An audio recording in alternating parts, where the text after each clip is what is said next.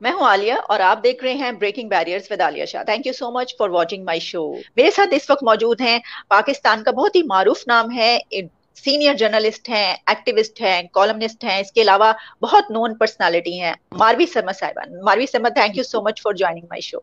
بہت بہت شکریہ آپ نے انوائٹ کیا. ماروی، جس طرح میں نے یہ بات کی کہ دیکھیں، آپ سے اس پہ بات نہیں ہوئی تھی، ایک آڈیو آئی اور اس کے علاوہ آسما جہانگیر ایک کانفرنس ہوئی، اس میں پھر کچھ ایسی باتیں کی گئیں جس کے اوپر بہت زیادہ جو ہے وہ ہنگامہ ہوا، بڑے اس کے اوپر ابھی تک بات کی جا رہی ہے، اعتراضات ہوئے. اور پھر اب یہ کہا جا رہا ہے کہ آپ جانتی ہیں کہ وہ جو آڈیو ہے جسٹس ثاقب نثار صاحب کی، وہ احمد نورانی صاحب نے جو ہے ان کے سورس سے کیونکہ آئی تھی، تو اب ان کی اہلیہ جو ہیں ان کے اوپر حملے کی بھی خبریں آ رہی ہیں. آپ اس پاکستان کی اس سچویشن پہ موجودہ جو ہے فریڈم آف سپیچ اور ایکسپریشن کے حوالے سے اور یہ سب جو ہو رہا ہے، اس کو کیسے دیکھ رہے ہیں؟ عالیہ دیکھیے، بہت ہی بدقسمتی کی بات ہے یہ سب کچھ جو اب سامنے آ رہا ہے آڈیوز کی صورت میں.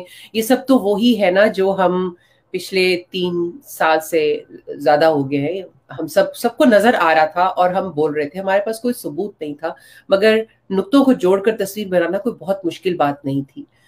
وہی جو مریم نواز شریف صاحبہ نے پریس کانفرنس کی تھی کل، اور اس میں انہوں نے یہ فرمایا تھا کہ یہ کیسے ہے کہ یہ آڈیو تو جھوٹی ہے، مگر جو واقعات ہیں وہ ہم سب کے سامنے، واقعات تو ویسے ہی ہوئے جیسے کہ ہم سب کو نظر آئے. وہ تاریخ نے دیکھے، تاریخ نے قلم بند کیے، آپ نے، ہم لوگوں نے جو جرنلسٹ ہیں انہوں نے اس کو ساتھ تاریخ کا حصہ بنایا، اور وہ ہمارے سامنے ہے. You can just go back and read that, and آپ کو یہ حیرانی ہوگی کہ جو واقعات ہیں وہ اسی طرح سے کوسچنیبل تھے، ان پہ اسی طرح سے سوالات اٹھائے جا رہے تھے.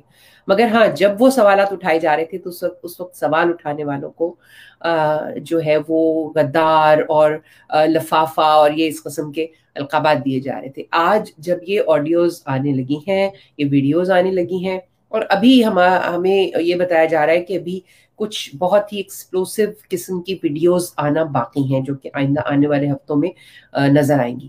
تو اب سوال یہ جنم لیتا ہے کہ جو صحافی اور جو ایکٹیوسٹ آپ کو یہ بتا رہے تھے 3-4 سال سے کہ یہ سب کچھ ہو رہا ہے، تو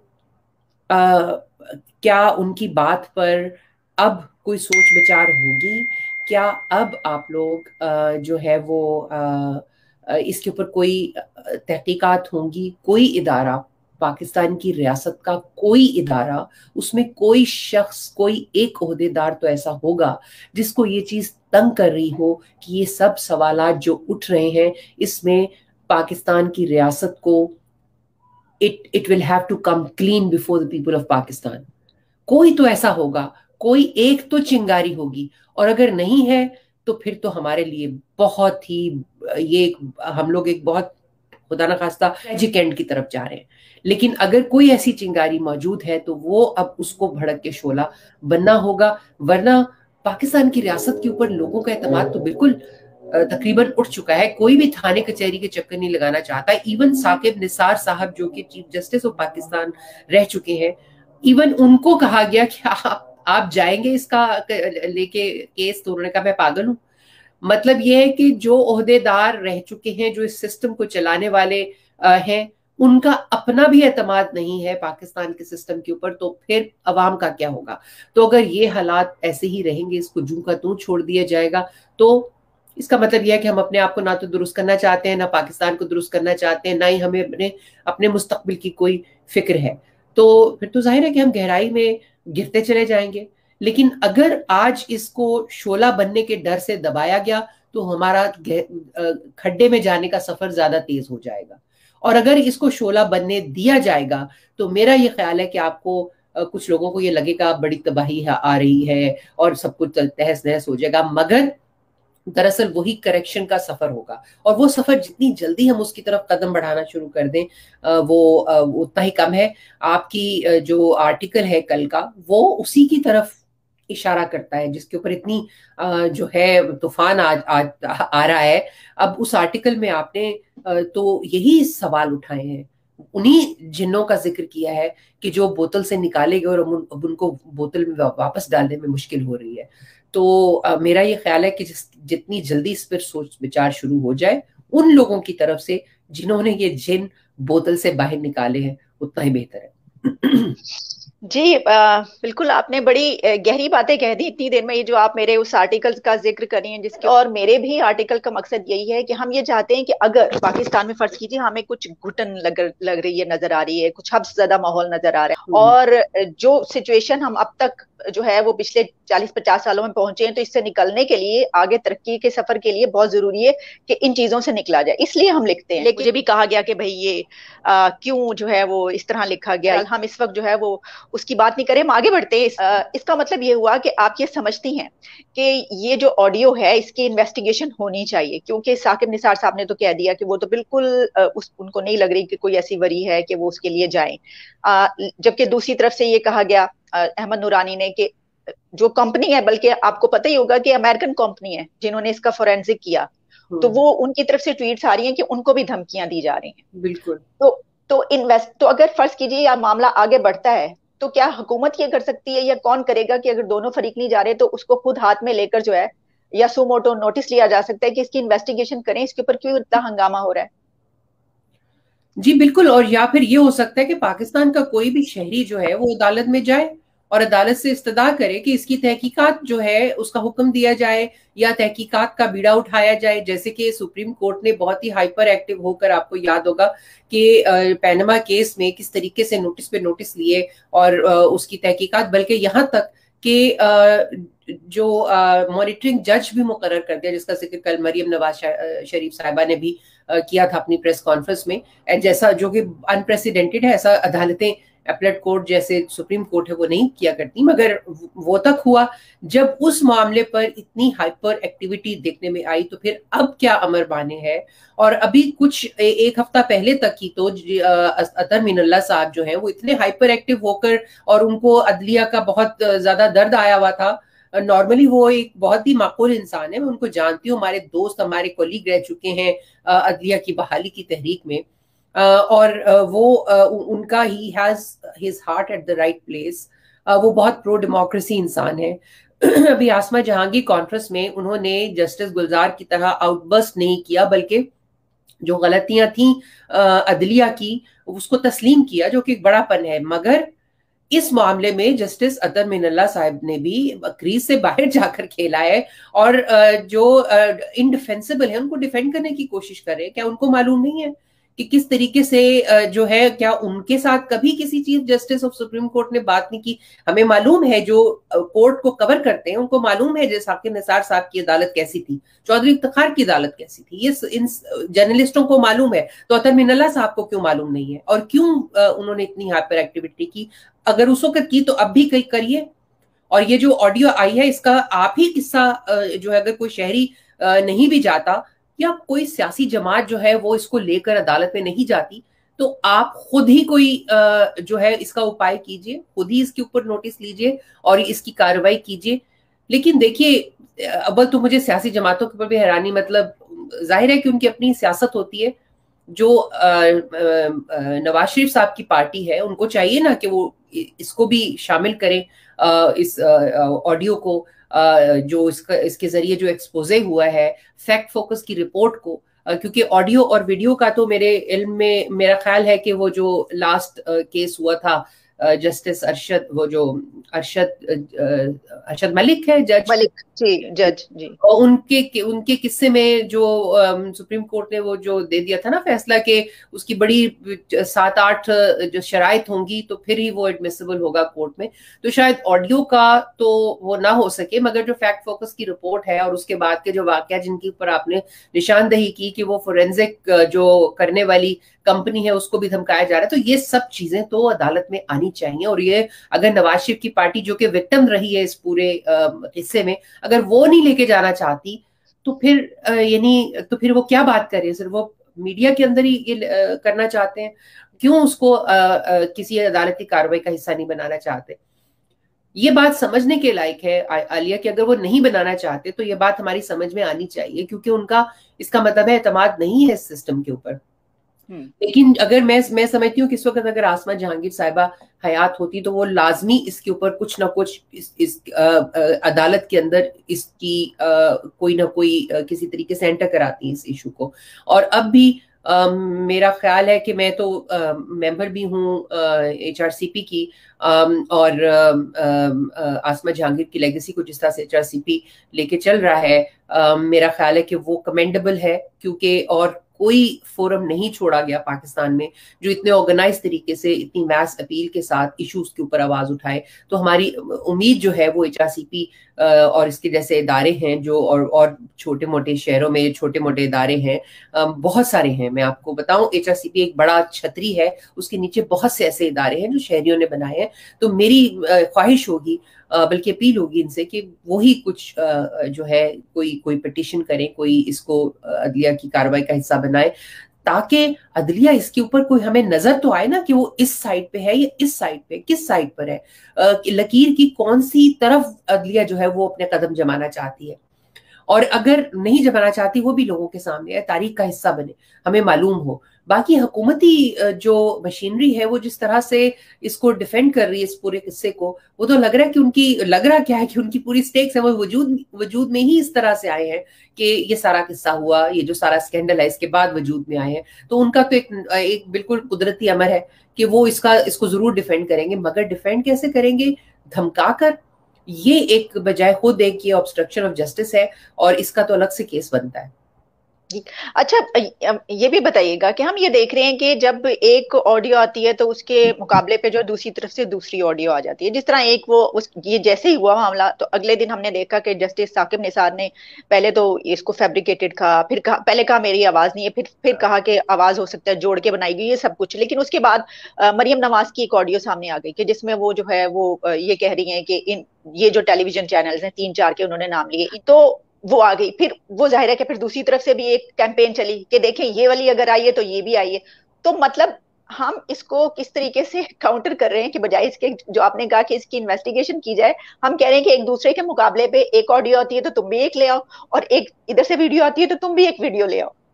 ہاں بالکل، لیکن یہ دیکھیں یہ جو دو آڈیوز ہیں نا، ان کو میرا خیال ہے کہ بالکل آپ یہ ان کا کوئی کمپیریزن نہیں ہے. ایک تو مریم نواز شریف صاحبہ جو ہیں ان کے پاس کبھی بھی کوئی ریاستی عہدہ نہیں رہا، وہ کوئی کسی ایسے عہدے پر متمکن نہیں تھیں کہ جس کے ذریعے وہ پاکستان کی ریاست کے اداروں کو، یعنی کسی بھی ادارے کو، پیمرا کو یا کسی کو حکم صادر فرما سکتی ہوں کہ آپ نے یہ اشتہار لینا ہے یا کسی کو اشتہار دینا ہے یا نہیں دینا. وہ جو ہے وہ اپنی ہی پارٹی کے کسی ونگ کی، سوشل میڈیا یا کسی میڈیا ونگ کی کو ہیڈ کر رہی تھیں، اور اس کے تحت معلوم ہوتا ہے کہ وہ اپنی کوئی پارٹی کی اسٹریٹجی بنا رہی تھیں کہ ہمیں یہ چونکہ فیوریبل نہیں ہے یہ ادارے، لہٰذا ہم ان کو اپنی پارٹی کے اشتہارات نہیں دیں گے. اگرچہ یہ بھی قابل اعتراض بات ہے. آپ اس کا مطلب یہ ہے کہ اکانومی جو اکنامک جو فائنینشیل جو ایک ڈیسیژنز ہیں ان کو آپ استعمال کر رہے ہیں میڈیا کو گیگ کرنے کے لیے. ہمیں یہ بالکل اچھی طرح معلوم ہے کہ جن میڈیا چینلز کے، میڈیا ہاؤسز کے انہوں نے نام لیے اس آڈیو میں، وہ سب کے سب صحافت کے نام پر انتہائی بدنما کارروائی کر. اس کا جو کنڈکٹ تھا، یہ جو لبیک کا دھرنا تھا اس کے دوران، وہ ایک ڈیلیبریٹلی آگ لگانے کی کوشش کر رہے تھے. اور جب پیمرا میں اس وقت ابصار عالم صاحب تھے غالباً، اس کو ہیڈ کر رہے تھے پیمرا کو، اگر میں غلط نہیں ہوں تو، اور جب پیمرا نے اس چینل کو روکا، اس کی سسپینڈ کی اس کی نشریات، تو ہمارے ہی حساس اداروں کی جانب سے ابصار عالم کو دھمکایا گیا کہ آپ اس چینل کو آن کیجئے ورنہ سب کو بند کر دیجئے. اور اس طرح سے آپ کو یاد ہوگا کہ اس وقت 24 گھنٹے کے لیے، تقریباً 24 گھنٹے کم کچھ گھنٹوں کے لیے تمام چینلز کو بند کر دیا. اور اس کے بعد پھر آرمی چیف کی طرف سے ہی کہا گیا، ہمیں ISPR نے بتایا، جو اس وقت کور کر رہے تھے، ہم سب کو معلوم ہے، آپ بھی کور کری تھی، آپ کو بھی معلوم ہے کہ پھر ISPR کی طرف سے کہا گیا کہ نہیں ہم اس کو کھول دیں. تو یعنی ایک دفعہ آپ نے اچھا بھی بننا ہے لوگوں کے سامنے. میں پھر بھی جو ہے ایک ہیومن رائٹس ایکٹیوسٹ کی حیثیت سے یہ نہیں چاہوں گی، اور ایک جرنلسٹ کی حیثیت سے میں بالکل نہیں چاہوں گی کہ کسی بھی میڈیا کی آواز کو بند کیا جائے. یہ کوئی آپ کا ہاں البتہ اگر ایٹ اسپیچ ہوتی ہے جس کی وجہ سے لوگوں کی جان کو خطرہ ہوتا ہے، تو پھر ظاہر ہے کہ حکومت کا حق ہے کہ وہ وہاں پر نیگوشیٹ کرے کہ کیا ٹرمز ہوں گی، کیا چیزیں ہیں جن کی اجازت دی جا سکتی ہے اور جن کی نہیں دی جا سکتی. اگرچہ ہمارا آئین بھی اس بات کی طرف اشارہ کرتا ہے، مگر وہ آئین کا جو آرٹیکل ہے اور جو ہمارا قانون ہے، ہم اس سے بالکل ایگری نہیں کرتے ہیں. عالیہ یہ بات بہت امپورٹنٹ ہے سمجھنا، ہم بالکل اگری نہیں کرتے ہیں، کیونکہ وہ مقدس گائے بناتا ہے کچھ اداروں کو، اور یہ ممکن نہیں ہے کہ آپ آئینی طور پر تحفظ دیں مقدس گائے کے رویے کو، اور ساتھ ہی ساتھ یہ کہیں کہ یہاں پہ آزادی آزادی اظہار رائے موجود ہے۔ تو آزادی اظہار رائے نہیں ہوگی جہاں پہ آپ کہیں گے کہ یہاں پہ عدلیہ کے خلاف بات نہیں ہو سکتی، یہاں فوج کے خلاف بات نہیں ہو سکتی۔ جھوٹے الزامات لگانا تنقید نہیں ہوتی۔ آپ کو یہ فرق کرنا ہوگا کہ بے جا غلط الزامات لگا کر لوگوں کی جانوں کو خطرے میں ڈالنا تنقید نہیں ہوتی۔ جو تنقید ہوتی ہے وہ ہوتی ہے جو آپ اور میں، جو احمد نورانی، جو ابصار عالم، جو مطیع اللہ جان، جو حامد میر کرتے ہیں۔ ہم کسی کے اوپر کوئی الزام ایسا نہیں لگاتے، ہم صرف جو پالیسیز ہوتی ہیں، جو کنڈکٹ ہوتا ہے رویے اداروں کا، اس کو تنقید کا نشانہ بناتے ہیں، اور وہ جائز حق ہے۔ مگر یہ جن چینلز کی بات مریم نواز شریف صاحبہ کر رہی تھیں، یہ بہرحال تنقید کے ساتھ ساتھ تنقید بھی یہ کرتے رہے ہیں، ہم اس سے ایگری کریں یا نہ کریں، مگر تنقید کرنا ان کا حق ہے۔ مگر وہ ایک کیمپین کا حصہ بنتے رہے ہیں، اور وہ کیمپین جو ہے وہ موسٹ آف دا ٹائمز جھوٹ پر، فاش، بالکل کلیئرلی غلط الزامات پر مبنی ہوتی تھی۔ پھر بھی اس کے باوجود بھی ہم یہ کہتے ہیں کہ یہ کسی گروہ کا، کسی پارٹی کا، کسی پرسنالٹی کا حق نہیں ہے کہ وہ فائنینشیل معاملات کو استعمال کر کے ان کو خاموش کرانے کی کوشش کرے۔ Exactly. اگر آج نون لیگ یہ کرے گی، جی جی پلیز کنٹینیو۔ تو وہ بھی یہ کریں گے۔ لہٰذا ہم کنڈیم کرتے ہیں جو مریم نواز شریف کی آڈیو ہے، لیکن اس کو کمپیئر نہیں کیا جا سکتا جو ثاقب نثار صاحب کی آڈیو ہے۔ ثاقب نثار صاحب ریاست کے ایک ادارے کے سربراہ تھے۔ ٹھیک، بالکل آپ نے صحیح بات کی کہ ایک تو کمپیریزن اس میں نہیں کیا جا سکتا، دونوں چیزیں الگ ہیں کس طریقے سے آپ نے بتایا۔ دوسری یہ کہ پرسنالٹیز بھی ڈفرینٹ ہیں، ایک سیاسی شخصیت ہے تو دوسری ایک ایسی شخصیت ہے کہ جو منصف اعلیٰ کے عہدے پر جو بیٹھا ہو، تو ظاہر ہے کہ اس کا کسی سے کمپیریزن نہیں ہو سکتا۔ اچھا، اب ذرا تھوڑی سی اس سے ہٹ کے بھی بات کر لیتے ہیں۔ ہماری جو حکومت ہے اس کی طرف سے ایک یہ نیریٹو آتا ہے کہ دیکھیے امریکہ میں کتنی ہے مہنگائی، تو آپ اپنے اس کو رو رہے ہیں، تو کیا ہم کمپیریزن کر سکتے ہیں ان دو چیزوں کو؟ نہیں، میرا خیال ہے کہ یہ کمپیریزن کرنا مناسب نہیں ہے، اگرچہ بات وہ درست کہہ رہے ہیں کہ مہنگائی یہاں پر بہت زیادہ بڑھ گئی ہے۔ ایک چھوٹا سا گروسری کا آئٹم جو ایک سال پہلے ہم $4 یا $5 کا لیتے تھے، آج وہ $12 کا ہے۔ لیکن کمپیریزن کرنا کیوں مناسب نہیں ہے؟ کیونکہ لوگوں کو یہاں پر حکومت نے اسی حساب سے بہت زیادہ پیکیجز شروع کیے ہیں جو کہ کم آمدن اور درمیانے درجے کی آمدن والوں کو ڈائریکٹ کیش ٹرانسفرز ہوئی ہیں، اور ہو رہی ہیں، ابھی تک ہو رہی ہیں۔ اس کے علاوہ بہت سی اسکیمز ایسی ہیں جہاں پر جو ہے وہ لوگوں کے لیے جاب کریشن کے اوپر بہت زیادہ جو ہے وہ فوکس ہے۔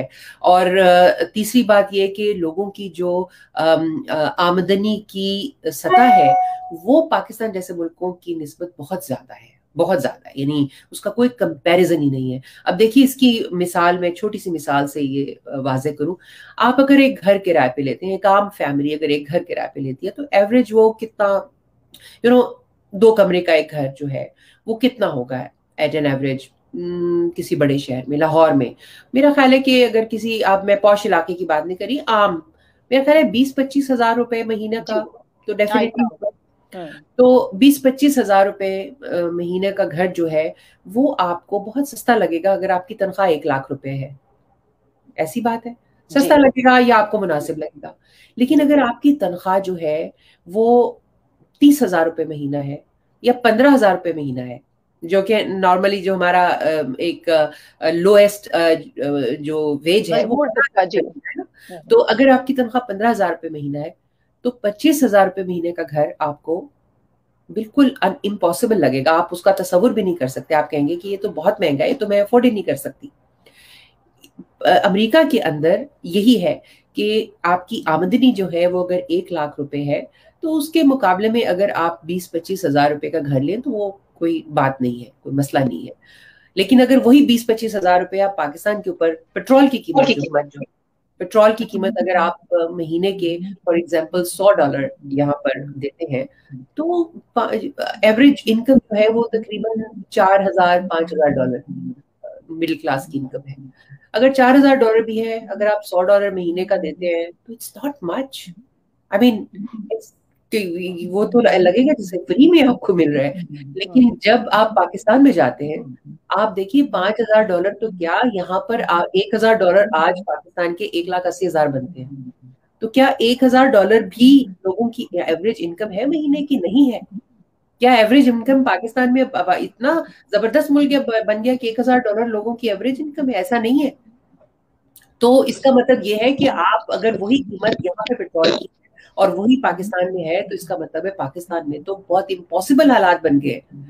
تو اس کا کمپیریزن کرنا بہت, اور یہ اگر حکومت کر رہی ہے, اور بلکہ اسٹیٹ بینک کے جو ہیڈ ہیں ان کی جیسے لوگ کر رہے ہیں, اگلے دن میں ان کی بھی 2-3 ہفتے پہلے ان کی بھی کوئی بہت ہی فنی سی اسٹیٹمنٹ ریڈیکولس سن رہی تھی, جس میں انہوں نے کہا جی ڈالر سے باہر کے جو لوگ رہتے ہیں ان کا فائدہ ہو گیا ڈالر کی قیمت بڑھنے سے. تو یعنی اس قسم کی جاہلانہ باتیں اور اس قسم کی احمقانہ اور ظالمانہ باتیں, کیونکہ اگر پاکستان کے پرائم منسٹر اور وزراء تک بھی ایسی باتیں کر رہے ہیں تو اس کا مطلب یہ ہے, میں یہ تو نہیں سوچ سکتی کہ ان کو معلوم نہیں ہے. ان کو بہت اچھا معلوم ہے, ان سب کے باہر کے ملکوں میں گھر ہیں, ان سب کے بزنسز ہیں, دے نو اٹ ویری ویل کہ کیا فرق ہے آمدنی کا. لیکن چونکہ وہ پاکستان کے لوگوں کو یہ بتا رہے ہیں, اس لوگوں کے ساتھ ظلم کرنے کا پکا ارادہ رکھتے ہیں اور اس کو جاری رکھنے کا ارادہ رکھتے ہیں. ظلم تو کر رہے ہیں آلریڈی, ارادہ کیا رکھتے ہیں, ظلم تو آلریڈی کر رہے ہیں, مگر اس کو جاری رکھنے کا اور اس کو بڑھانے کا ارادہ رکھتے ہیں, آپ کو بے وقوف بنا کے. تو اس بات کو سمجھ کے جیو, جیسے وہ جیو کیا آتا ہے پرومو, اس بات کو جیو. بلکہ وہ تو خان صاحب کی طرف سے تو کہا جاتا ہے گھبرانا نہیں ہے اور سکون صرف قبر میں ہے.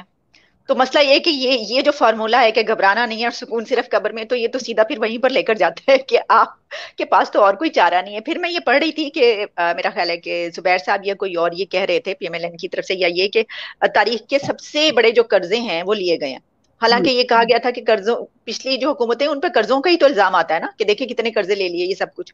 اب یہاں پر جو ہے وہ ٹریلینز میں کہا جا رہا ہے قرضے لے لیے, اور جو مہنگائی ہے وہ بڑھتی چلی جا رہی ہے, اور جو عوام ہے وہ نچلی سے نچلی سطح پر چلتی چلی جا رہی ہے. اس سچویشن میں آپ کیا دیکھ رہی ہیں, حکومت ٹیکل کر پائے گی؟ اگلے 2 سال رہ گئے. ہاں, ریلیف کہاں سے آئے گا؟ دیکھیے نا, آمدنی 98 اور خرچہ روپیہ, اس میں ریلیف کہاں سے آئے گا؟ اور یہ جو ریلیف والی ہماری مینٹیلٹی ہے نا, یہ اسی نے ہمیں یہاں تک پہنچایا ہے. جو سیاسی جماعتیں بھی جب حکومتوں میں رہی ہیں, یا زیادہ تر تو ہماری فوجی حکومتیں ہی رہی ہیں, لیکن ان سب کی خواہش یہ ہوتی ہے کہ ان کے بارے میں یہ سوچا جائے, لوگ عام شخص یہ سوچے کہ انہوں نے بہت زبردست ہمیں ہمارے لیے جو ہے انتظامات کیے ہیں, بجٹ بہت اچھا آیا ہے, عام آدمی کو بہت فائدہ پہنچا ہے. جب یہ سوچتے ہیں, یہ سوچ اچھی سوچ ہے, لیکن شارٹ ٹرم بنیادوں پر لوگوں کو ریلیف دینا, یعنی لوگوں کے اندر پیسے تقسیم کر دینا اور سمجھنا کہ آپ نے بہت زبردست کام کر دیا ہے, مگر اس کے ساتھ ساتھ اکانومی کو اتنا مضبوط نہ کرنا کہ وہ چیز سسٹینیبل رہ سکے. مثلا یعنی آپ چیریٹی کی بات کریے نا, کہ یہ جو کہا جاتا ہے کہ جی لنگر کھول دیا اور یہ کھول دیا, تو لنگر کے علاوہ اگر آپ یہ بھی چیریٹی یا سبسڈی جب دیتے ہیں, جیسے یوٹیلیٹی سٹورز وغیرہ کی سبسڈی ہے, جب آپ سبسڈی دیتے ہیں تو اس کا مطلب ہے آپ حکومت کا خرچہ اس کے اوپر کر رہے ہیں. مگر اگر اس کے, اور یہ اچھی بات ہے, یہ ہونی چاہیے, کیش ٹرانسفر, ڈائریکٹ ٹرانسفر عام لوگوں کو, غریب تر لوگوں کو ہونی چاہیے, کسی بھی ریاست کی ذمہ داری ہے. لیکن جب ریاست صرف اسی کے اوپر توجہ دے گی اور حکومت کے, ریاست کے جو وسائل ہیں ان کو بڑھانے پہ توجہ نہیں دے گی, تو پھر یہ تو ایک خاص مدت تک ہی کارآمد ہو سکتا ہے نا. عالیہ, آپ دیکھیں, اگر آپ کی تنخواہ میں سے آپ یہ کرتی ہیں کہ $500 ہر مہینے جو ہے آپ کسی کو جو ہے وہ خیرات کرنے کے اوپر لگائیں, لیکن ساتھ ساتھ اپنی آمدنی کو نہ بڑھائیں, صرف وہی جو آپ کے پاس پیسے ہیں اس میں سے, تو وہ $500 کر کے ایک دن تو ختم ہو جائیں گے نا آپ کے پیسے. یعنی جتنا بھی بڑا آپ کا بینک بیلنس ہو, ایک دن تو یہی ہوگا نا کہ وہ پیسے ختم ہو جائیں گے اگر آپ نے اپنی آمدنی کو نہیں بڑھانا.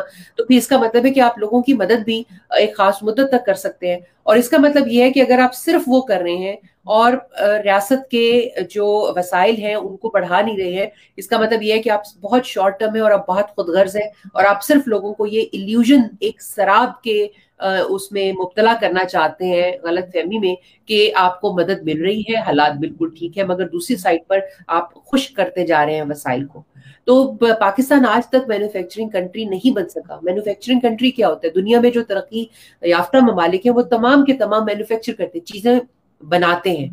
ہم لوگ سوئی سے لے کے جہاز تک کوئی بھی چیز اپنی، جہاز تو شاید ہم نے کوئی تھنڈر جو بنا لیا ہے، اس کے علاوہ ہم، لیکن وہ بھی ہم سے کون خریدتا ہے؟ یعنی جب کوئی ملک جہاز یا جنگی جہاز خریدنے کی بات کرے گا تو پاکستان کا نام اس لسٹ کے اوپر شاید بہت نیچے ہوگا، بہت اوپر نہیں ہوگا۔ تو ہم ہر چیز کاغذ تک ہم خود، ہمارے ہاں مینوفیکچر نہیں ہوتا، اگر ہوتا ہے تو ہمارے اپنے لوگ ہی اس کو خریدنا پسند نہیں کرتے، کجا اس کے کہ ہم باہر اس کو کریں۔ جب ہم یہ نہیں کریں گے نا، تب تک ہمارا ملک جو ہے وہ ایک تو ڈپینڈنٹ رہے گا دوسروں کی امداد کے اوپر، اور وہ امداد قرضوں کی شکل میں بھی آتی ہے، وہ امداد خیرات کی شکل میں بھی آتی ہے، اور ہم اس کے اوپر تکیہ کرتے ہوئے اپنے لوگوں کو سبسڈی دیں گے، مگر وہ کام جو ہمیں کرنا چاہیے وہ کام کریں گے، مگر وہ ہم خیرات کے پیسوں سے کریں گے، قرضے کے پیسوں سے کریں گے، اپنے وسائل کو نہیں بڑھائیں گے، اپنی استعداد کو نہیں بڑھائیں گے، اپنے کاروبار کو نہیں بڑھائیں گے، تو یہ اسی طرح، اور ایسے میں یہ امید کرنا کہ کہیں سے کوئی ریلیف پیکج آ جائے گا، تو وہ ریلیف پیکج بھی وہی ہوگا جو سعودی عرب نے آپ کو دان کر دیے، کچھ ملین ڈالر چائنا نے دان کر دیے۔ چائنا اتنا دان کرتا نہیں ہے ویسے، وہ اپنا فائدہ، چائنا ساہوکار ہے، وہ اپنا فائدہ دیکھتا ہے۔ تو یہ ہے کہ اس میں تو مجھے تو کوئی، میں اکانومسٹ نہیں ہوں، صرف پولیٹیکل اکانومی پہ تھوڑا بہت جو ہے وہ پڑھ لیتی ہوں، تو اس کی طالب علم ہوں، I am not an economist. اس کے باوجود میں آپ کو یہ بتا رہی ہوں کہ اس طرح سے کام چلنے والا نہیں ہے، یہ ہم مسلسل پستی کی سفر کی طرف رواں دوائیں، اور ہمارے لیے بہت بڑی تشویش کی بات یہ ہے کہ وہ لوگ جو یہ ملک چلا رہے ہیں ان کو اس کی کوئی انڈرسٹینڈنگ نہیں ہے، اور پرواہ بھی نہیں ہے، کوئی فکر نہیں ہے، کوئی پرواہ نہیں۔ ان کا خیال ہے کہ کیش کاؤز دنیا میں ڈھونڈتے رہو اور اس کے تحت کام چلاتے رہو، اور یہی ان کا خیال ہے کہ ان کی سوچ ہی یہاں تک ہے۔ ٹھیک، آپ نے کہا کہ ان کو کوئی پرواہ نہیں، اگر ہم پرواہ کر کے کبھی کچھ لکھ دیتے ہیں تو پھر بہت کچھ ہو جاتا کچھ ہو ہے، جاتا بڑی جو ہے سننی بھی پڑتی ہیں، دھمکیاں بھی، سب کچھ جو ہے وہ ہوتا ہے، تو یہی تو مسئلہ ہے، کالیں بھی آ جاتی ہیں، اور وہ کہ اب کیا کریں، بولے بھی نہ اور ہم اپنے ملک کی فکر بھی نہ کریں۔ بہت بہت شکریہ آپ کا، تھینک یو سو مچ مالوی سرما صاحبہ فار ہے۔ Your precious time. Thank you very much, thank you, دوبارہ بھی آپ سے بات ہوگی، تھینک یو۔ انشاءاللہ۔